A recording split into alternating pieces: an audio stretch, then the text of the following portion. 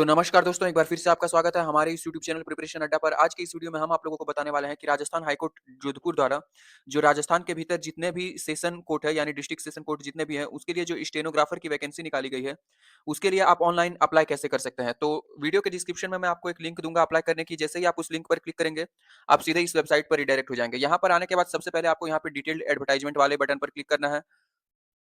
जैसे ही आप उस बटन पर क्लिक करते हैं, आपके सामने नोटिफिकेशन की पीडीएफ चली आती है। तो यहाँ से हम सबसे पहले जो मेन की पॉइंट्स है नोटिफिकेशन की वो समझ लेते हैं।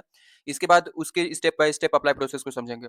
तो परीक्षा का जो एग्जामिनेशन का जो नाम है स्टेनोग्राफर ग्रेड 3 है, ठीक है? हिंदी या फिर अंग्रेजी जिस भी मतलब पोस्ट के लिए आप अप्लाई करना चाहते हैं, जिस भी लैंग्वेज के लिए आप अप्लाई करना चाहते हैं, दोनों लैंग्वेज का यहाँ पे है, ठीक है? अच्छा, जो डेजिग्नेशन है, जो जितने भी मतलब डिस्ट्रिक्ट कोर्ट हैं, उन सब में जो है स्टेनोग्राफर ग्रेड 3 की जो भर्ती हो रही है और साथ में स्टेनोग्राफर ग्रेड 2 की भी भर्ती हो रही है अस्थायी लोक अदालतों में, ठीक है?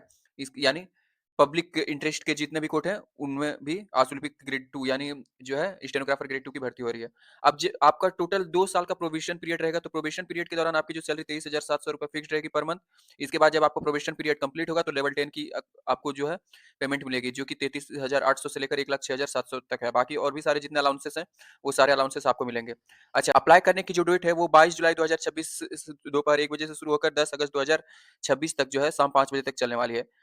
अच्छा, एग्जामिनेशन प्लेस तो यहाँ 8 नंबर पॉइंट में कह दिया गया है कि एग्जामिनेशन प्लेस आपका जयपुर सिटी के भीतर ही होगा और सितंबर माह में जो आपका एग्जाम होने की टेंटेटिव डेट है, सितंबर माह में किसी भी टाइम आपकी एग्जाम हो सकती है। अब यहाँ पे 9 नंबर पॉइंट में एग्जामिनेशन फीस की बात की गई है, तो सामान्य वर्ग, अन्य पिछड़ा वर्ग, क्रीमी लेयर श्रेणी, अति पिछड़ा वर्ग, क्रीमी लेयर श्रेणी और अन्य राज्य के आवेदक, इन सभी के लिए जो एप्लीकेशन फी है 750 रुपीज है। अब राजस्थान राज्य के जो पिछड़ा वर्ग है, नॉन क्रीमी लेयर श्रेणी, अति पिछड़ा वर्ग, नॉन क्रीमी लेयर श्रेणी, ईडब्ल्यूएस कैटेगरी, उन सभी के लिए जो एप्लीकेशन फीस है वो 600 रुपीज है।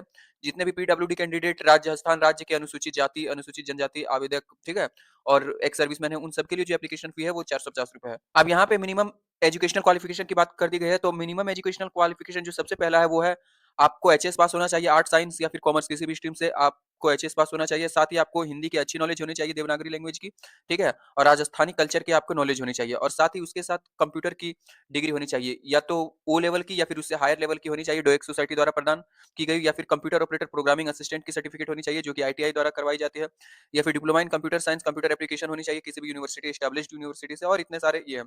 तो आप लोग इसको एक बार सही तरीके से देख लें। अब यहाँ पे इंग्लिश शॉर्ट हैंड टेस्ट सबसे पहले आप यहाँ पे देख लीजिए, परीक्षा का जो स्कीम है, स्कीम मतलब सिलेबस जो है, वो चीजें आप यहाँ पे एक बार देख लें। डिक्टेशन ऑफ पैसेज 6 मिनट का आपको टाइम मिलेगा, ठीक है?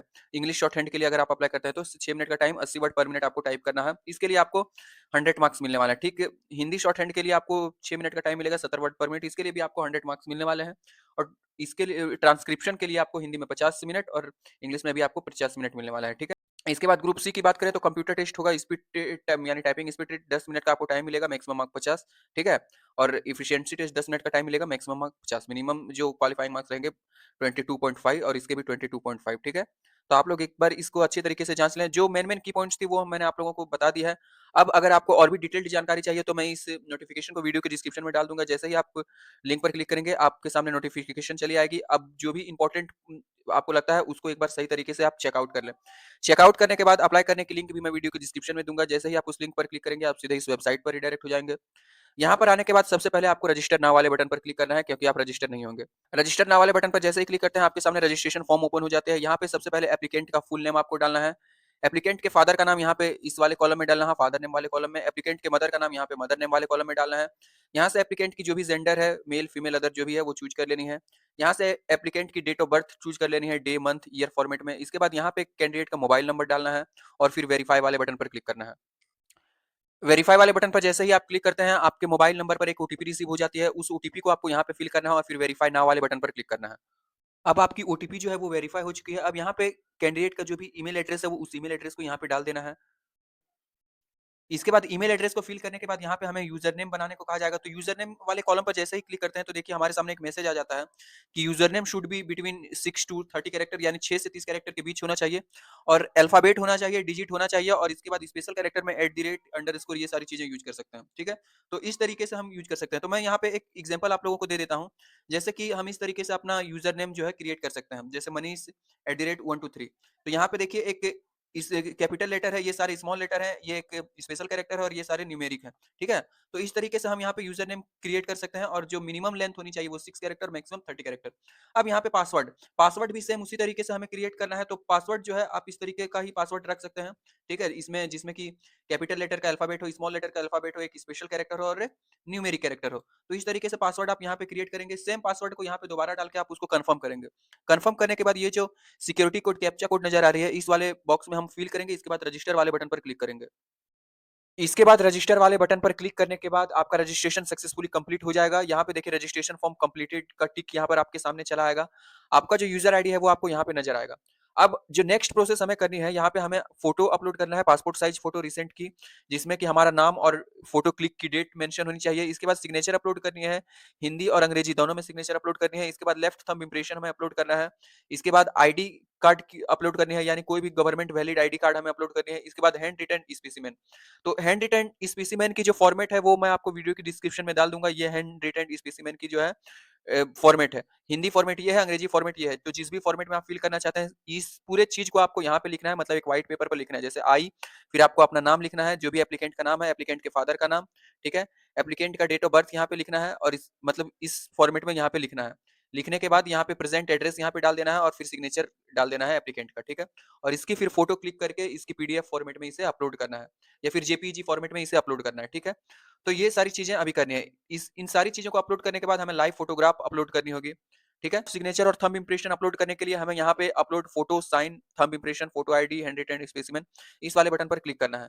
तो यहाँ पे देखिए सबसे पहले हमें फोटोग्राफ अपलोड करना होगा जिसकी मिनिमम साइज 10 केबी, मैक्सिमम 25 केबी होगी, ठीक है। जेपीईजी फॉर्मेट होगी, यानी फाइल की जो फॉर्मेट होगी। इसके बाद सिग्नेचर यहाँ पे अपलोड करनी है मिनिमम 10, मैक्सिमम 25 केबी की। यहाँ पे अंग्रेजी सिग्नेचर, यहाँ पे हिंदी सिग्नेचर और यहाँ पे हमें लेफ्ट थंब इंप्रेशन, सभी की साइज 10 से 25 केबी के बीच होगी। अब यहाँ पे थोड़ा सा नीचे स्क्रॉल डाउन करते हैं, जो भी गवर्नमेंट आइडेंटिटी प्रूफ है उसकी फ्रंट साइड हमें यहाँ पे अपलोड करनी होगी। जैसे कि यहाँ पे हम अपलोड करेंगे तो हमारे सामने एक मैसेज आएगा कि हमें इसी आइडेंटिटी प्रूफ को कैरी करके एग्जामिनेशन सेंटर पर लेकर के जाना है। तो जो भी आइडेंटिटी प्रूफ आप फिल करें, यहाँ पे सेम आइडेंटिटी कार्ड को आपको लेकर के जाना होगा एग्जामिनेशन सेंटर पर। तो यहाँ पे फ्रंट पार्ट को अपलोड करना है, यहाँ पे बैक पार्ट को अपलोड करना है। इसके बाद यहाँ पे हैंड रिटन स्पेसिमेन, जैसे कि मैंने पहले आपको परफॉर्मा दे दिया है, मैंने आप लोगों को बता दिया है कि एक बार आप लोग फिर से देख लीजिए, हैंड रिटन स्पेसिमेन की परफॉर्मा है। इसी को आपको लिख करके यहाँ पे अपलोड करना है। फाइल फॉर्मेट इसकी पीडीएफ रहेगी, ठीक है। 25 से 100 केबी के बीच इसकी साइज रहेगी। इन सारे तो सारी चीजों को अपलोड करने के बाद यहाँ पे डिक्लेरेशन वाले बॉक्स को हमें चेक करना है। इसके बाद ये जो कैप्चा नजर आ रहा है, इस कैप्चा को हमें यहाँ पे फिल करना है और फिर सेव एंड नेक्स्ट वाले बटन पर क्लिक करना है। तो हमारी जो दूसरी प्रोसेस है वो भी कंप्लीट हो चुकी है, जिसमें हमने अपने सारे डॉक्यूमेंट्स जैसे photograph, signature, thumb impression, ID, hand written specimen, इन सारी चीजों को अपलोड कर दिया। इसके बाद अब हम यहाँ पे लाइव फोटो अपलोड करनी होगी, तो यहाँ पर कैप्चर लाइव फोटोग्राफ पर हम क्लिक करेंगे। तो 2 तरीके से हम अपना लाइव फ़ोटो अपलोड कर सकते हैं। अगर हमारे डेस्कटॉप या फिर लैपटॉप में वेबकैम है, तो हम वेबकैम यहाँ पे हमारा ऑटोमेटिक ओपन हो जाएगा। यहाँ पे हमारा ये जो है फ़ोटो नज़र आएगा।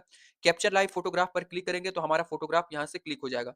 दूसरी चीज़ हम ये कर सकते हैं कि अगर हमारे पास मतलब हमारे डेस्कटॉप या फिर लैपटॉप में वेबकैम नहीं है, तो यहाँ पे हम अपने मोबाइल के किसी भी क्यूआर कोड स्कैनर से इसको स्कैन करेंगे। स्कैन करने के बाद जो भी लिंक आएगी, उस लिंक को हम किसी ब्राउज़र में डालेंगे। ब्राउज़र में डालने के बाद वहाँ से हम अपना लाइव फ़ोटो अपलोड करेंगे। तो लाइव फोटो अपलोड करने के बाद यहाँ पे हम डिक्लेरेशन वाले बॉक्स को चेक करेंगे। इसके बाद ये जो कैप्चा नज़र आ रहा है, इस कैप्चा बॉक्स में फिल करेंगे, फिर सेव एंड कंटिन्यू वाले बटन पर क्लिक करेंगे। तो हमारी तीनों स्टेप कंप्लीट हो चुकी है। हमने रजिस्ट्रेशन फॉर्म कंप्लीट कर लिया है, अपने फोटो, सिग्नेचर, थंब इंप्रेशन को अपलोड कर दिया है, अब लाइव फोटोग्राफ भी अपलोड कर दिया है। अब हम यहाँ पे एप्लीकेशन फॉर्म, अगर हिंदी के लिए एप्लीकेशन फॉर्म फिल करना चाहते हैं, यानी हिंदी स्टेनोग्राफर के लिए, तो यहाँ पे फिल फॉर्म स्टेनोग्राफर हिंदी पर क्लिक करेंगे। अगर अंग्रेजी के लिए फिल करना चाहते हैं तो फिल फॉर्म स्टेनोग्राफर इंग्लिश, इस पर हम क्लिक करेंगे। क्लिक करने के बाद हमारी जो बेसिक डिटेल्स है वो हमें यहाँ पे नजर आ जाएगी। यहाँ पे हमें अपना 12 डिजिट यानी 12 डिजिट का आधार कार्ड नंबर डालना है। इसके बाद यहाँ से जो भी हमारी मैरिटल कंडीशन है, यानी अनमैरिड, मैरिड जो भी है, हम यहाँ पे चूज कर लेंगे। डोमिसाइल अगर हम राजस्थान के हैं तो राजस्थान चूज करेंगे, अदर स्टेट के हैं तो यहाँ पे अदर स्टेट चूज करेंगे। यहाँ पे हम नेशनलिटी में सिटीजन ऑफ इंडिया या फिर नेपाल, भूटान, जहां से भी हम कर रहे हैं वो हम चूज कर लेंगे। अब थोड़ा-सा नीचे स्क्रॉल डाउन करेंगे, अब यहाँ पे बॉडी मार्क, यानी जो भी आइडेंटिफिकेशन मार्क है हमारे बॉडी पर, जैसे कहीं पर अगर तिल है, कहीं पर बन है, कहीं पे कटा-फटा है परमानेंट, तो उसको हम यहाँ पे लिखेंगे, ठीक है? इसके बाद यहाँ पे हम जनरल कैटेगरी से काउंट किए जाएँगे, क्योंकि हम अदर कैटेगरी से हमने फिल किया है। अगर हम राजस्थान से फिल करते हैं तो हमें जो है यहाँ पे सर्टिफिकेट नंबर डालना होता है, यहाँ पे कैटेगरी चूज़ कर सकते थे, लेकिन क्योंकि हम अदर स्टेट से हैं, तो हम यहाँ पे फिल नहीं कर सकते हैं। अब अगर हम पीडब्ल्यूडी कैंडिडेट हैं, तो यहाँ पे येस करेंगे, अदरवाइज़ नो पर क्लिक करेंगे, ठीक है? अगर येस पर क्लिक करते, तो ये सारी जानकारी हमें फिल करनी पड़ती, ठीक है? अब यहाँ पे एड्रेस डिटेल्स, यहाँ पे हम परमानेंट एड्रेस सबसे पहले डालेंगे, तो परमानेंट एड्रेस यहाँ पे डालेंगे, ठीक है? सिटी, विलेज का नाम यहाँ पे डालेंगे, डिस्ट्रिक्ट का नाम यहाँ पे डालेंगे, पिन कोड यहाँ पे हम डालेंगे। जिस भी स्टेट से बिलॉन्ग करते हैं, उस स्टेट को हम यहाँ पे चूज़ कर लेंगे, ठीक है? चूज़ करने के बाद यहाँ पे फ़ोन नंबर डालेंगे एसटीडी कोड के साथ, जो भी एसटीडी कोड है हमारा, उसके साथ हम अपना फ़ोन नंबर डालेंगे। यहाँ पे मोबाइल नंबर और ईमेल आईडी यहाँ पे ऑटोमेटिक हमें दिख जाएगी। थोड़ा-सा नीचे स्क्रॉल डाउन करेंगे। अब यहाँ पे कॉरेस्पोंडेंस एड्रेस, अगर कॉरेस्पोंडेंस एड्रेस और परमानेंट एड्रेस सेम है, तो यहाँ पे हम इस बॉक्स पर चेक करेंगे, जिससे कि हमारा परमानेंट एड्रेस यहाँ पे ऑटो फिल हो जाएगा। अब थोड़ा-सा नीचे स्क्रॉल डाउन करेंगे, अगर हमारा कॉरेस्पोंडेंस एड्रेस और परमानेंट एड्रेस सेम नहीं है, तो इसको अनचेक रहने देंगे और कॉरेस्पोंडेंस एड्रेस को हम यहाँ पे फिल करेंगे। अब यहाँ पे एजुकेशनल डिटेल्स, तो सबसे पहले हमें 10th की जानकारी देनी होगी, जिस भी बोर्ड, यूनिवर्सिटी, इंस्टीट्यूशन से हमने पास किया है, वो यहाँ पे हम टाइप करेंगे। जिस भी ईयर हमने पास किया है, वो हम यहाँ पे टाइप करेंगे। डिवीज़न ग्रेड, जिस भी डिवीज़न या फिर ग्रेड से हमने पास किया है, वो हम यहाँ पे देंगे। अब यहाँ पे हायर सेकेंडरी की जानकारी देंगे, ठीक उसी तरीके से। यहाँ पे हम अपने कंप्यूटर कोर्स की जानकारी देंगे, डोएक, ओ लेवल या फिर हायर कोर्स जो भी हमने किया है, वो हम यहाँ से चूज़ कर लेंगे, ठीक है? यहाँ पे जो पासिंग मतलब ईयर है, वो हम यहाँ से डाल देंगे। जिस भी डिवीज़न या फिर ग्रेड से हमने पास किया है, वो हम यहाँ पे डाल देंगे। डालने के बाद हम यहाँ पे अदर इन्फॉर्मेशन, जैसे यहाँ पे कहा जा रहा है कि हमारे एक से अधिक पति या पत्नी अगर है, तो यहाँ पे यस करेंगे, तो यहाँ पे डिस्क्वालिफिकेशन हमें मैसेज आ जाएगा, क्योंकि हम इसके लिए अप्लाई नहीं कर सकते हैं, हमें यहाँ पे नो पे क्लिक करना है। इसके बाद यहाँ पे पूछा जा रहा है क्या हमने शादी में दहेज स्वीकार किया है, तो यहाँ पे हमें नो करना है। अगर किया है तो आप यस कर सकते हैं। अगर अब यहाँ पे इसके बाद 6.3 पैरा में पूछा जा रहा है क्या हमारी शादी किसी ऐसे व्यक्ति से हुआ है जो पहले से जिसका पहले से मतलब जीवित पति या पत्नी है, अगर है तो यहाँ पे यस करेंगे, अदरवाइज नो पर क्लिक करेंगे, ठीक है? यहाँ पे 6.4 पैरा में कहा जा रहा है कि हमारे अगेंस्ट कोई भी एफआईआर है तो यहाँ पे यस करेंगे, अदरवाइज यहाँ पे नो करेंगे, ठीक है? अब यहाँ पे कहा जा रहा है कि किसी भी कोर्ट में हमारे अगेंस्ट में कोई भी मतलब मामला लंबित है, अगर है तो यहाँ पे यस करेंगे, अदरवाइज नो पर क्लिक करेंगे। कोई भी नेगेटिव रिपोर्ट हम कोर्ट ऑफ लॉ मतलब कोर्ट में किसी भी तरीके की नेगेटिव फाइनल रिपोर्ट हमारे अगेंस्ट में आई है, यानी कोई केस था हम पर, उसकी नेगेटिव रिपोर्ट आई है, अगर आई है तो यहाँ पे यस करेंगे, अदरवाइज नो पर क्लिक करेंगे, ठीक है? इसके बाद यहाँ पे पूछा जा रहा है कि किसी भी तरीके के ऑफेंस मतलब मोरल ट्रैपलेट यानी नैतिक अधमता से जुड़े केस में हम हमारा केस चल रहा है किसी भी न्यायालय में, अगर चल रहा है तो यहाँ पे यस पर क्लिक करेंगे, अदरवाइज नो पर क्लिक करेंगे, ठीक है? यहाँ पे कहा जा रहा है कि किसी भी नैतिक अधमता के लिए यानी किसी भी नैतिक कार्य के ना मानने को लेकर के हमें किसी भी कोर्ट द्वारा दोषी ठहराया गया है, तो अगर किया गया है तो यस करेंगे, अदरवाइज यहाँ पे नो करेंगे, ठीक है? अब यहाँ पे पूछा जा रहा है कि हमारे अगेंस्ट में कोई भी क्रिमिनल केस पेंडिंग है क्या? अगर है तो येस पे करेंगे, अगर नो अदरवाइज़ नो पे, ठीक है? इसके बाद पूछा जा रहा है कि कोई भी गवर्नमेंट सर्विस द्वारा हमें बर्खास्त डिसमिस किया गया है क्या? इससे पहले हम कोई भी गवर्नमेंट सर्विस कर रहे थे, उसके द्वारा डिसमिस किया गया है क्या? अगर किया गया है तो येस, अदरवाइज़ नो। इसके बाद यहाँ पे पूछा जा रहा है कि किसी भी एग्जामिनेशन में हमें परमानेंटली बैठने के लिए अघोषित कर दिया गया है, अयोग्य घोषित कर दिया गया है, यानी कोई भी एसएससी हो सकती है, यूपीएससी हो सकती है, किसी भी परीक्षा द्वारा हमें मतलब डिस्क्वालीफाई किया गया है कि हम लाइफ टाइम हम नहीं बैठ सकते हैं, अगर येस तो येस, अदरवाइज नो पर नो, ठीक है? अब यहाँ से ये जो घोषणा है डिक्लेरेशन वाले बॉक्स को चेक कर देना है। इसके बाद यहाँ पे जिस भी प्लेस से हम फॉर्म फिल कर रहे हैं उस प्लेस का नाम लिखना है। यहाँ पे डेट ऑटोमेटिक फिल हो जाएगी। यहाँ पे ये जो कैप्चा है इस कैप्चा को फिल करके सेव एंड मेक पेमेंट वाले बटन पर क्लिक करना है। अब जैसे ही सबमिट एंड मेक पेमेंट वाले बटन पर क्लिक करते हैं तो हम सीधे पेमेंट गेटवे वाले पेज पर पहुंच जाते हैं। अब जिस भी कैटेगरी से हमने फिल किया है उसके अकॉर्डिंग हमारी पेमेंट यहाँ पे हमें नजर आ जाती है। जिस भी मोड से हम पेमेंट करना चाहते हैं जैसे नेट बैंकिंग, एग्रीगेटर या फिर यूपीआई और क्यूआर, जिस भी मोड से पेमेंट करना चाहते हैं हम उस मोड को यहाँ पे चूज कर लेंगे। जैसे कि हम यूपीआई या फिर क्यूआर कोड चूज करते हैं। अब यहाँ पे पूछा जा रहा है फोन पे, तो यहाँ पे हम फोन पे चूज करेंगे। इसके बाद यहाँ पे पे नाउ वाले बटन पर क्लिक करेंगे। इस क्यूआर कोड को स्कैन करके जो है जो भी एप्लीकेबल फी है उस फी को हमें पेमेंट कर देना है। पेमेंट करने के बाद जो भी पेमेंट रिसिप्ट है जनरेट होगी, उस पेमेंट रिसिप्ट को जनरेट करके मतलब अच्छे तरीके से हमें फ्यूचर रेफरेंस के लिए रख लेना है।